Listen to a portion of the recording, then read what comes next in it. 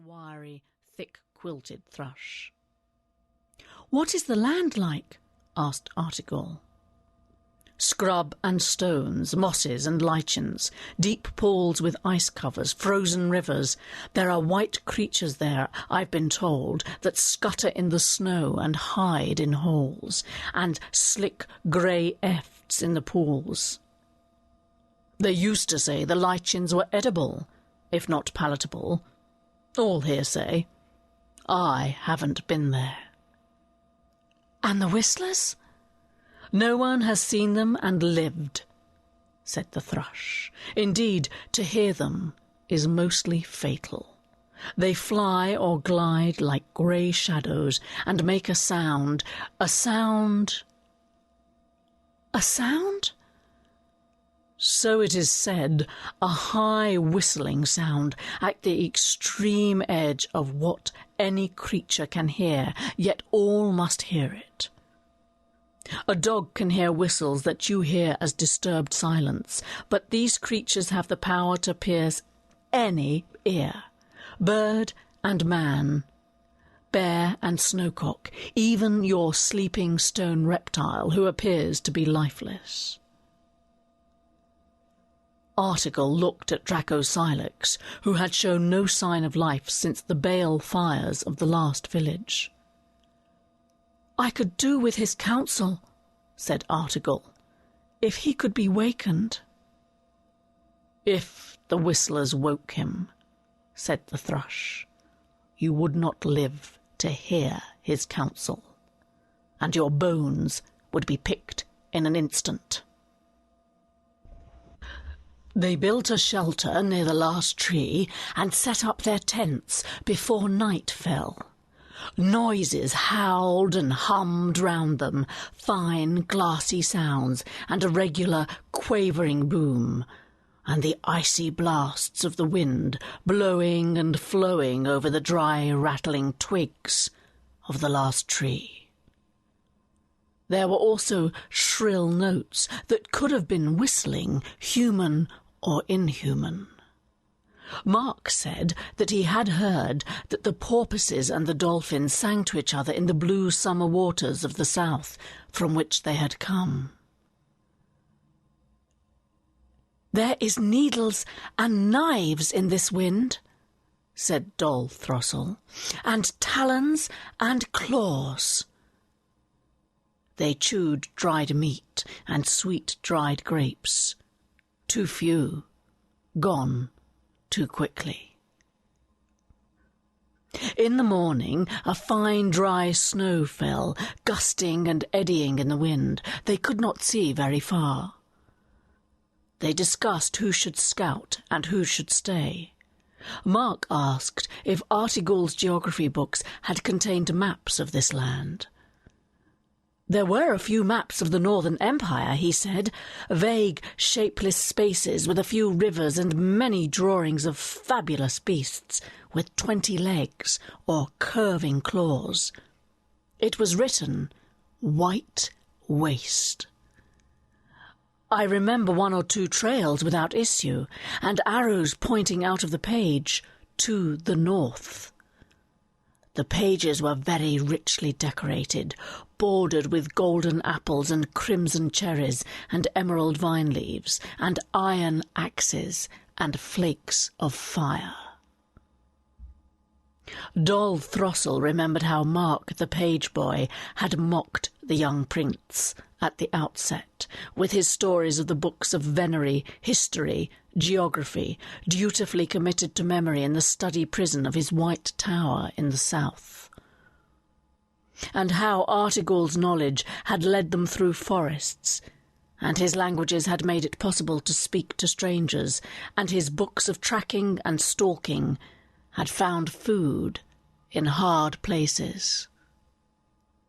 And Mark, for his part, had taught Artigall the knack of tickling trout and stealing from bees and chattering like a naive lad to soldiers in inns. And now they were no longer prince and whipping boy and nursemaid, but 3 leathery, weathered creatures, all muscle and quickened eyes, bundled in borrowed skins. A snake had taught Article the language of the beasts, but they were all, Dol thought, part of the animal kingdom now. They could melt into woodland like foxes, lie lost in grassland like hares. They could flow along hillsides like wolves. Mark said they could not travel at night using the stars because of the cold.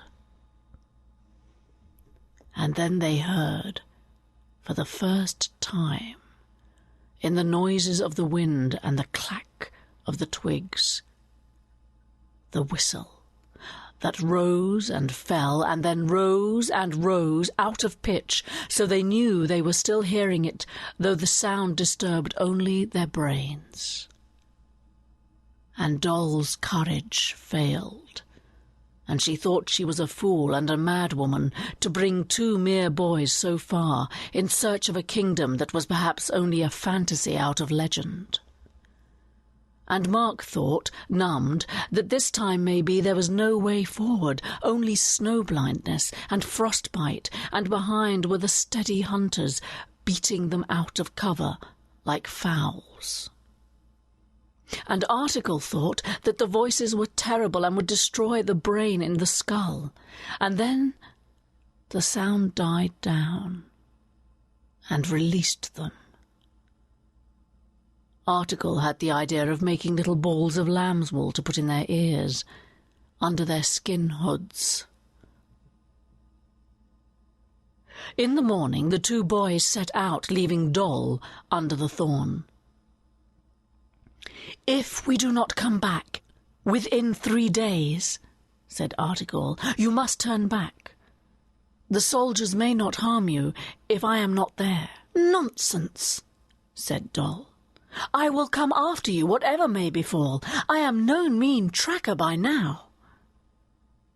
They found, after a mile or 2 of careful advance over characterless scrub and a crackling frost, that they needed their ears in the ice gloom, both to test brittle crusts over deep crevices and to listen to the land for footfalls, for the snap of branches, for the beat of wings. They found a kind of goat path among the little junipers and ling, which widened into a track. They stumped steadily on. Mark singled out prominent stones along the track, which might be pointers, put there by human hands. The cloud cover was lowering and thickening.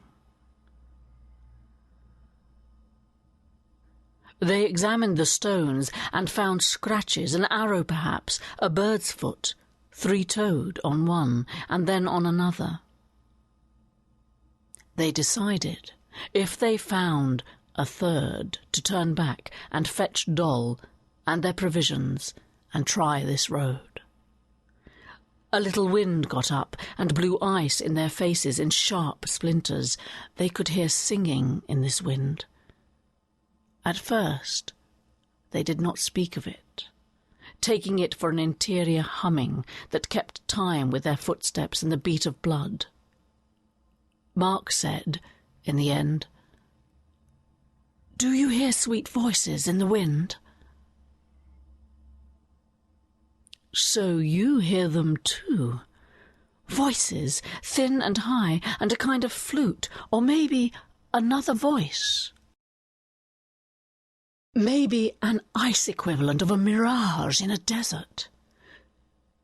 Maybe the voices of the whistlers, or the spirits of their victims."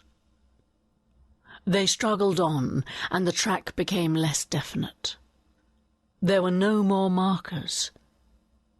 The wind pelted them with frozen snow. Mark said, "The singing is unbearably sad, unbearably," and fell over in the snow behind Article.